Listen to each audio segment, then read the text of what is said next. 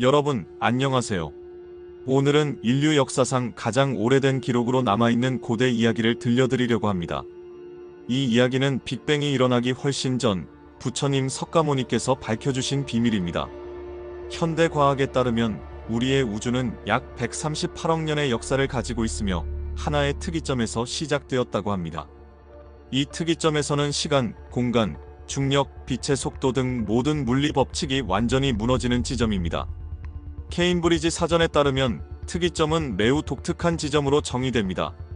1915년 알베르트 아인슈타인은 그의 일반 상대성 이론에서 이 개념을 언급하며 특이점이 빛의 표면이나 허공에서 나타난다고 설명했습니다. 그곳은 우주의 모든 사건의 과거와 미래가 만나는 장소라고 말했습니다. 이는 우리의 우주가 대폭발해서 시작되었으며 결국 그 우주 자체가 모든 것이 재가 되어 사라질 최후의 운명이 될 것임을 의미합니다. 하지만 걱정하지 마세요. 이런 일이 일어나려면 아직 수십억 년의 시간이 남아있으며 부처님 석가모니께서도 말씀하시길 우주가 멸망한 뒤에는 우리가 극락에서 다시 태어날 것이라고 하셨습니다. 우리의 우주는 얼마나 작은 것일까요? 오늘의 영상이 여러분이 배운 모든 과학 지식을 뒤집을 수 있을까요? 불교에서 말하는 우주는 인간의 지식을 얼마나 뛰어넘는 것일까요? 오늘의 영상에서 함께 알아보시죠. 장하함경에서는 부처님께서 세상의 모든 생명은 광명 생명체에서 비롯되었다고 설명하셨습니다. 이들은 순수한 존재로 신체를 가지지 않으며 마치 천사와 같은 모습으로 새끼의 8번째 하늘에 삽니다. 그들은 빛을 발하며 소통하고 생각으로 양분을 섭취합니다. 신념이 강해질수록 더욱 강력한 존재가 됩니다. 장하함경에 따르면 세상이 끝날 때 모든 생명체는 광명 세계에서 다시 태어난다고 기록되어 있습니다. 그러나 세상이 완전히 파괴되면 어떤 일이 일어날까요? 장하함경에는 이에 대해 언급되지 않았지만 증일화함경에서는 부처님께서 이렇게 말씀하셨습니다. 이 우주가 끝나기 전에도 무수히 많은 우주가 존재했으며 그 우주들 사이에서는 오랜 시간에 걸친 은하 전쟁이 벌어졌습니다. 마계와 천계 간의 전쟁은 전면적인 파괴를 불러왔고 결국 대폭발 빅뱅을 초래하게 되었습니다. 하지만 이 모든 파괴의 배후에는 누가 있었을까요? 어느 날 부처님께서 사위국 기원정사에서 선정에 드시던 중 몇몇 스님들이 수미산, 네 대륙, 그리고 우주 전체에 대해 논의하는 소리를 들으셨습니다. 어떤 이는 이렇게 말했습니다. 수미산은 그 크기와 기묘함에도 불구하고 곧 파괴될 것이며 그 주변의 네 대륙과 산들도 함께 사라질 것이다. 불교 경전에 따르면 이 우주는 수미산을 중심으로 형성되었고 그 주변에는 네 대륙이 있습니다. 각 대륙은 7겹의 금산과 7겹의 바다로 둘러싸여 있습니다. 수미산의 꼭대기부터 기슭까지는 천인, 용족, 야차와 같은 여러 종류의 생명체가 살고 있습니다. 이들은 3계와 28천에 거주하며 그중 최고층은 무색계의 비비상처천입니다. 이곳에서 천인들은 더 이상 번뇌에 시달리지 않지만 여전히 수명이 있습니다. 그들의 수명은 84,000 대겁에 이르며 한 대겁은 2690억 년에 해당합니다. 시간과 공간 속에는 무수히 많은 우주가 존재하며 우리가 살고 있는 이 우주는 사바세계라 불립니다. 사바세계는 3000대천 세계로 이루어져 있으며 각 3000대천 세계는 11개의 소세계로 구성되어 있습니다. 이러한 세계를 구제할 수 있는 존재는 단 한 분의 부처뿐입니다. 따라서 이 우주에는 무수히 많은 사바세계가 있으며 동시에 무수히 많은 부처님이 존재합니다. 석가모니 부처님은 그중 한 분일 뿐입니다. 아주 먼 옛날 고대의 우주들에서도 연등불, 이양불, 소조불 등 여러 부처님이 계셨습니다. 이들은 석가모니 부처님의 전생에서 그를 이끌어 주셨습니다. 부처님께서 스님들이 세계의 파괴에 대해 논의하는 것을 들으시고 물으셨습니다. 여러분은 이 세계의 변화와 파괴에 대해 알고 싶어 하는군요. 그렇다면 내가 여러분께 설명해 주겠습니다. 그 후 부처님께서는 수미산의 구조에 대해 설하셨습니다. 이 세계는 네 대륙으로 나뉘며 바다로 구분되고 금, 은, 수정, 유리와 같은 보석들로 이루어져 있다. 이 광활한 우주에는 다양한 종족이 살고 있습니다. 전륜성왕, 용족, 천인, 아수라 등이 그들입니다. 또한 수미산의 네 방향에는 사천왕이 자리 잡고 있으며 그들은 산과 바다 사이를 자유롭게 이동할 수 있는 능력을 가지고 있습니다. 부처님께서 말씀하시길 수미산 기슭 아래에는 아수라라는 종족이 살고 있으며 이들은 33천을 다스리는 신들과 전쟁을 벌였다고 합니다. 부처님께서는 아수라 종족이 엄청난 힘을 가지고 있었으며 한때 우주전쟁을 일으켜 하늘의 신들을 침략하고 정복하려 했다고 설명하셨습니다. 산스크리트어로 아수라는 아수라로 발음되며 여러 머리와 팔을 가진 종족으로 지혜를 지니고 있지만 강한 분노와 지배 욕망으로 가득 찬 존재입니다. 이들은 천인과 비슷하지만 항상 갈등과 전투에 빠져 있다는 점에서 다릅니다. 아수라는 파란색과 검은색이 섞인 얼굴, 길고 날카로운 송곳니를 가지고 있어 모든 것을 삼켜버릴 듯한 무서운 외모를 하고 있습니다. 관불산매 해경에는 세상이 성립, 주, 회, 공이, 주기를 거친다고 기록되어 있습니다. 그 시점에 바닷속에서 빛나는 생명체들이 나타나고 그로부터 하나의 알이 형성된다고 합니다. 알이 깨지면 거대한 여성이 태어나며 8,000년이 지난 후 그녀는 7개의 머리, 1,000개의 눈, 불을 내뿜는 입, 그리고 999개의 팔을 가진 남성을 낳는다고 합니다. 이때 바다에서 울려 퍼지는 우레 같은 소리가 아수라 왕 비마 치달라의 등장을 알리는 신호가 됩니다. 장하 함경에 따르면 아수라 종족은 4명의 바다 왕을 거느리고 있으며 그들은 수미산 아래의 깊은 바닷속에 살고 있다고 기록되어 있습니다. 그들이 나타날 때 이는 곧 혼란과 파괴의 징조가 됩니다. 아수라 종족의 분노는 하늘을 찌를 듯하며 그들은 33천을 포함한 모든 천계를 파괴하겠다고 맹세합니다. 왜 이런 일이 벌어졌을까요? 그 이유는 아수라가 한때 도리천의 가장 고귀한 천인이었기 때문입니다. 아수라는 도리천에서 태어났으며 그 이름은 33을 뜻하는데 이는 매우 신비로운 의미를 담고 있습니다. 우연히도 인간의 척추에는 33마디가 있으며 예수 그리스도는 33세에 승천하였고 프리메이슨의 비밀 결사도 33개의 계급으로 이루어져 있습니다. 그 비밀 결사의 상징은 2개의 머리를 가진 독수리로 꼭대기에 빛나는 삼각형이 있고 그 안에는 숫자 33이 새겨져 있습니다. 성경에서는 엘로힘이라는 단어가 창세기에서 33번 언급되며 이는 신들을 의미합니다. 아수라는 원래 도리천에서 가장 고귀한 천인 중 하나였습니다. 그러나 욕망과 집착으로 인해 도리천의 왕인 제석천과 갈등을 빚게 되었습니다. 결국 제석천은 아수라를 천계에서 쫓아냈고 그들은 하늘에서 별똥별처럼 추락하여 수미산 아래 깊은 바닷속에 갇히게 되었습니다. 여기까지 들으면 이 이야기가 성경에서 나오는 사탄의 이야기와 비슷하지 않습니까? 누가복음에서는 예수님이 이렇게 말씀하셨습니다. 내가 사탄이 번개처럼 하늘에서 떨어지는 것을 보았노라. 더욱 놀라운 것은 요한계시록 13장에서 요한이 바다에서 올라오는 뿔 10개와 머리 7개를 가진 짐승을 보았다는 것입니다. 각 뿔에는 10개의 왕관이 있고 각 머리에는 신성 모독의 이름이 새겨져 있었습니다. 이와 마찬가지로 불교에서의 아수라 왕 비마 치달라도 7개의 머리를 가지고 있으며 머리에 왕관을 쓰고 있습니다. 아수라와 성경의 바빌로니아 고대 문명에 등장하는 7개의 머리를 가진 용은 공통점을 가지고 있습니다. 둘 다 바다에서 나타났으며 사탄처럼 아수라도 우주의 천국에서 추방되어 깊은 지옥으로 떨어졌습니다. 성경에서는 지옥과 바다에서 나타난 7개의 머리를 가진 용을 아비스라 부르며 이는 라바라는 거대한 용들이 사는 곳이라고 합니다. 히브리어로 라바는 교만과 분노를 의미합니다. 불교에서도 아수라는 분노로 인해 여러 죄를 저질렀다고 기록되어 있습니다. 그들은 끊임없이 분노에 사로잡혀 살고 있습니다. 성경에서도 여호와 하나님이 라바와 싸운 이야기가 나옵니다. 깨어나라, 깨어나라, 전능하신 주님이여, 고대의 힘을 보여주소서. 주께서는 옛날의 라바, 그 고대의 용을 산산조각 내지 않았습니까?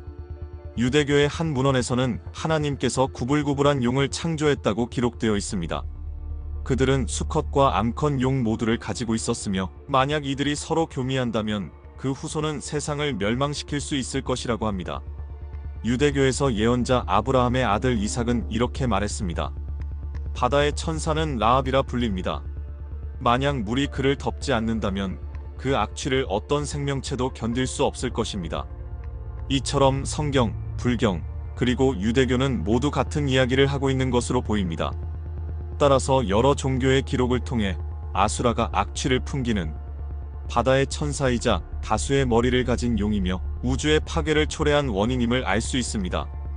아수라와 천신 간의 전쟁 이후 부처님께서는 우주의 멸망을 상징하는 7일간의 대재앙에 대해 설하셨습니다. 부처님께서 말씀하시길 어느 날 하늘에서 비가 멈추고 4개의 거대한 강이 말라버릴 것이라고 하셨습니다. 두 번째 단계에서는 하늘에 2개의 태양이 나타날 것이며 모든 나무는 시들고 수미산 아래의 바닷물이 700유선의 거리만큼 줄어들 것이라고 합니다. 세 번째 단계에 이르면 3개의 태양이 나타나고 바닷물은 더욱더 줄어듭니다. 네 번째와 다섯 번째 단계에서는 각각 4개와 5개의 태양이 나타나며 그때는 수미산 아래의 바다도 거의 완전히 말라버려 아주 적은 양의 물만 남게 될 것입니다. 여기서 바닷물은 은하계를 상징한다고 볼 수 있습니다. 우리의 은하계와 마찬가지로 바다는 서서히 사라지게 되고 그동안 거대한 태양들이 계속해서 나타날 것입니다. 6번째 단계에서는 6번째 태양이 하늘에 떠오르며 극도의 공포를 불러일으킬 것입니다. 이 태양이 나타날 때 수미산은 마치 용광로처럼 타오르기 시작하고 안에서는 불길이, 바깥에서는 연기가 솟아오릅니다. 수미산 아래의 4대륙은 불바다에 잠기게 될 것입니다. 심지어 이미 뜨거운 8층의 지옥도 6태양의 열기로 인해 완전히 타버릴 것입니다. 마지막으로 7번째 태양이 나타나면 그때는 수미산과 모든 천체가 완전히 불에 타 사라지게 되며 어떠한 흔적도 남지 않게 될 것입니다. 불길은 도리천까지 번져 옥황상제와 왕모의 천궁도 불바다에 잠기게 됩니다. 불길이 새끼의 7번째 층에 이르렀을 때 온 세상은 거대한 불길 속에 휩싸이게 되었습니다. 수미산 위의 모든 것은 채, 연기 혹은 불꽃으로 변해 완전히 소멸하며 아무것도 남지 않게 됩니다. 이 시점에서 불길은 22번째 하늘인 대범천까지 이르게 되며 이곳은 물질 우주의 경계를 넘어선 더 높은 차원의 공간으로 천신들이 거주하는 곳입니다. 대범천에 새롭게 태어난 천신들은 수미산 아래에서 우주가 붕괴하는 모습을 목격하고 공포에 떨며 경악합니다. 그들은 이러한 끔찍한 파괴를 처음 경험하기 때문에 두려워하며 불길이 새끼까지 번져 모든 것을 태워버릴까 걱정합니다. 그러나 여러 번의 우주의 멸망을 경험했던 오래된 천신들은 새로운 천신들을 안심시키며 말합니다. 이 불길은 새끼에 닿을 수 없습니다. 새끼는 더 높은 차원의 공간으로 3차원 물질 세계의 파괴를 넘어선 곳입니다. 새끼는 욕망이 더 이상 존재하지 않는 장소이며 음식이나 육체적 욕구에 얽매이지 않는 세계입니다.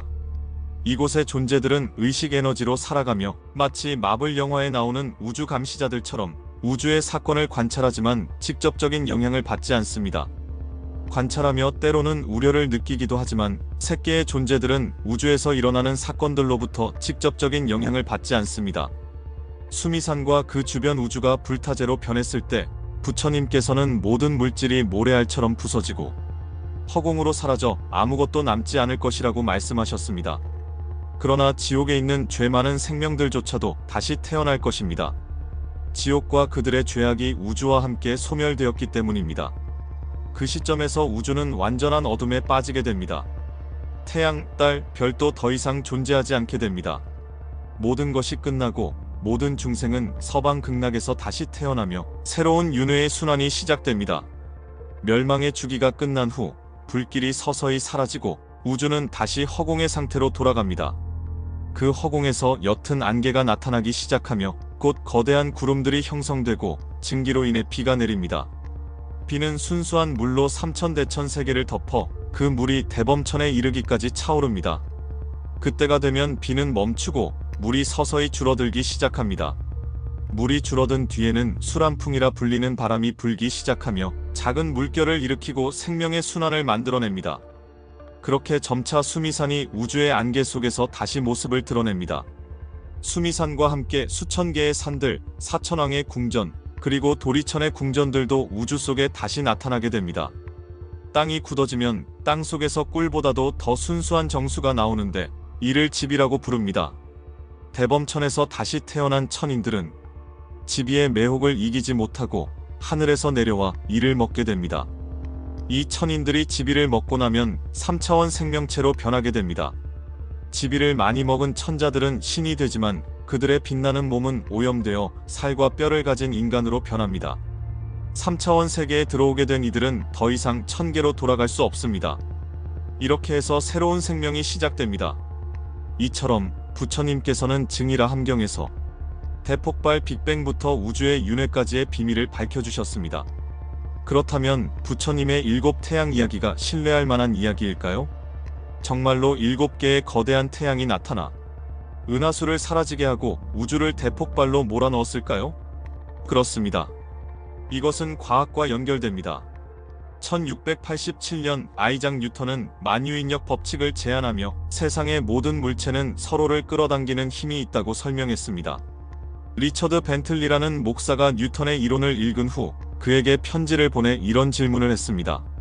만약 모든 별들이 서로를 끌어당긴다면 결국 모든 별들이 하나의 점에 모이지 않겠습니까?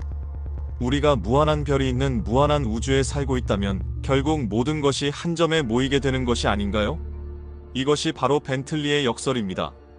나중에 아인슈타인은 자신의 일반 상대성 이론을 연구하면서 이 문제를 깨닫고 우주의 상수를 추가하여 반중력이라는 개념을 도입했습니다. 이 힘 덕분에 별들이 정지하지 않고 서로 밀려나며 계속해서 움직이고 우주는 확장될 수 있게 된 것입니다. 우주는 거대한 운동 체계이며 그 운동의 근원은 대폭발에서 비롯된 힘입니다. 1929년 천문학자 에드윈 허블은 우주의 은하들이 점점 더 빠른 속도로 지구에서 멀어지고 있다는 사실을 발견했습니다. 이 발견은 빅뱅 이론의 근간을 이루게 되었습니다. 부처님께서 말씀하신 7태양 이야기는 물리 천문학에서 우주의 붕괴 이론과 연결됩니다. 이 이론에 따르면 언젠가 우주의 팽창력이 소멸되고 별들의 움직임이 멈추는 순간이 올 것입니다. 그 순간 중력은 모든 별들을 끌어당기며 우주는 점점 수축하게 됩니다. 마치 공기가 빠진 풍선처럼 점점 작아지게 되는 것입니다. 은하들은 서로 충돌하고 융합하여 새로운 태양을 만들어내고 궁극적으로 거대한 블랙홀로 합쳐질 것입니다. 블랙홀들이 서로 충돌하고 하나로 합쳐지면 우주는 단 하나의 점으로 수축하게 됩니다. 부처님께서는 이렇게 말씀하셨습니다. 7태양이 나타날 때 은하수는 사라지고 결국 세상은 거대한 별로 압축되어 불타오르며 그 후 거대한 블랙홀로 붕괴될 것이다. 그 순간 모든 것은 먼지로 변하고 빛도 낮도 밤도 사라지며 완전한 암흑만이 남게 될 것입니다. 이것이 바로 우주 생명의 종말입니다. 흥미롭게도 현대과학은 우주의 종말에 대한 4가지 가설을 제시했으며 그중 열사상태 가설은 부처님의 묘사와 상당히 유사합니다. 과학자들은 우주의 종말에 대해 4가지 가능성을 제시했습니다. 열사상태, 대수축, 대파열, 대변혁입니다. 첫 번째는 열사상태로 열역학적 원리에 근거한 시나리오입니다. 열사상태는 온도 차이가 사라질 때 발생합니다. 열역학 법칙에 따르면 온도 차이는 에너지를 변화시키고 작용을 만들어내며 이로 인해 모든 존재가 유지됩니다. 하지만 우주가 열사 상태에 도달하면 모든 것이 같은 온도를 갖게 됩니다. 모든 별들은 죽고 대부분의 물질은 붕괴되며 결국 우주는 행성과 복사의 혼란스러운 덩어리로 변하게 될 것입니다. 우주의 무한한 팽창과 함께 에너지는 점차 흩어지며 사라지게 될 것입니다. 19세기 초 열역학의 발전 이후 열사 상태는 우주의 종말에 있어 가장 가능성 있는 시나리오로 여겨졌습니다. 그러나 20세기 초 알베르트 아인슈타인의 상대성 이론이 등장하면서 우주는 훨씬 더 비극적인 방식으로 끝날 수도 있다는 가능성을 제시했습니다. 두 번째 시나리오는 대수축입니다. 상대성 이론에 따르면 물질과 에너지는 공간과 시간을 휘게 만듭니다. 공간, 시간, 물질, 에너지 간의 관계는 우주의 운명을 결정짓습니다. 이 이론에서 우주는 팽창하거나 수축할 수 있습니다. 현재 우주는 팽창하고 있지만 과연 이 팽창이 계속될지 또 그 속도는 어떨지에 대한 의문이 제기됩니다. 그 답은 우주에 존재하는 물질의 양에 달려 있습니다. 우주의 물질이 임계치를 초과한다면 중력이 충분히 강해져 모든 것을 끌어당기며 팽창을 늦추고 결국 팽창이 멈춘 후 다시 수축으로 바뀌게 됩니다. 우주는 점차 작아지고 점점 더 뜨거워지며 밀도가 높아집니다. 결국 우주는 스스로 붕괴하여 파멸에 이르게 됩니다. 이는 빅뱅과 정반대의 과정으로 대수축이라 불립니다. 세 번째 가설은 20세기 후반 천문학 물리학계를 뒤흔든 새로운 발견을 통해 제시되었습니다. 우주는 새로운 형태의 에너지, 즉 암흑 에너지의 존재로 인해 점점 더 빠르게 팽창하고 있습니다. 암흑 에너지는 물질과 다르며 반중력적 특성을 가진 보이지 않는 힘으로 별과 은하 사이의 인력을 상쇄시켜 그들이 점점 멀어지게 만듭니다. 현재 우리는 이 보이지 않는 에너지에 대해 거의 알지 못합니다. 그러나 과학자들에 따르면 암흑 에너지는 우주 전체 에너지의 약 70%를 차지하며 이 비율은 매일 증가하고 있습니다. 만약 암흑 에너지가 충분히 빠르게 성장한다면 20억 년 후에는 은하, 별, 행성, 심지어 원자 구조까지 찢어버릴 정도로 강력해질 것입니다. 대파열 이론에 따르면 우주의 종말이 오기 60억 년 전 은하수는 분해되고 우주의 종말이 오기 3개월 전 태양은 붕괴하며 종말 1초 전에는 우주 내 모든 분자가 기본 입자로 분해될 것이라고 합니다. 게다가 암흑 에너지는 매우 독특한 성질을 가지고 있습니다. 암흑 에너지의 밀도는 우주의 팽창과 함께 증가합니다. 하지만 문제는 암흑 에너지의 밀도가 우주의 팽창 속도보다 더 빠르게 증가할 가능성입니다. 다트머스 대학의 로버트 콜드웰은 암흑 에너지가 유령 암흑 에너지로 변할 수 있으며 이로 인해 대파열이 우리가 예상한 것보다 훨씬 더 빠르게 일어날 수 있다고 주장했습니다. 다행히도 현재 암흑 에너지의 밀도는 매우 낮으며 은하의 밀도보다 훨씬 낮고 행성의 밀도와는 비교할 수 없을 정도로 낮습니다. 네 번째 시나리오 대변역. 이 네 번째 시나리오는 원자 내부 세계에서 비롯됩니다. 이는 우주에 있어 가장 기괴하고 갑작스러운 시나리오로 여겨집니다. 과학자들은 이 시나리오를 설명하기 위해 다음과 같은 실험을 예로 듭니다. 완벽히 깨끗한 유리 표면에 순수한 물을 붓고 0도 이하로 냉각시킵니다. 물이 초냉각 상태로 유지되어 자연적인 동결점을 넘어 여전히 액체 상태를 유지합니다. 그러나 작은 얼음 결정 하나가 떨어지면 물이 즉시 얼어버립니다. 이는 얼음 결정의 에너지가 물보다 낮기 때문입니다. 우주에서도 이와 비슷한 일이 일어날 수 있습니다. 우주는 유리판이고 초냉각된 물은 진공 상태라고 가정해보세요. 모든 것이 안정적으로 유지되다가 에너지가 더 낮은 진공의 구가 나타나면 우주 전체가 변화하게 됩니다. 새로운 진공 상태는 기존 진공을 변화시키며 이 구는 빛의 속도로 팽창합니다. 하지만 우리는 그것이 일어나는 순간을 인지할 수 없습니다. 새로운 진공 상태에서는 모든 것이 완전히 변합니다. 전자나 기본 입자 같은 기본적인 입자의 특성이 변하고 화학적 법칙이 바뀌며 원자는 더 이상 형성되지 않습니다. 인류, 행성, 별들은 대변역 속에서 완전히 파괴됩니다. 암흑 에너지는 기존과는 반대의 방식으로 작용할 수 있습니다. 우주를 찢어버리는 대신 우주의 수축과 같은 결과를 초래할 수도 있습니다. 다행히도 현재 과학자들의 이해 범위 안에서는 이런 종류의 진공 상태가 존재하지 않는다고 믿고 있습니다. 그러나 양자 물리학은 에너지가 더 낮은 진공 상태가 어딘가에 존재할 가능성을 배제하지 않습니다. 이런 진공을 담고 있는 구가 우주의 어딘가에 존재할 수도 있다는 것입니다.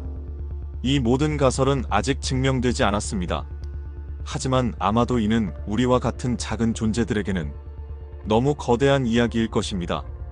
결국 우리가 해야 할 가장 중요한 일은 부처님의 가르침을 따라 수행하고 생사윤회를 벗어나 깨달음을 얻는 것입니다.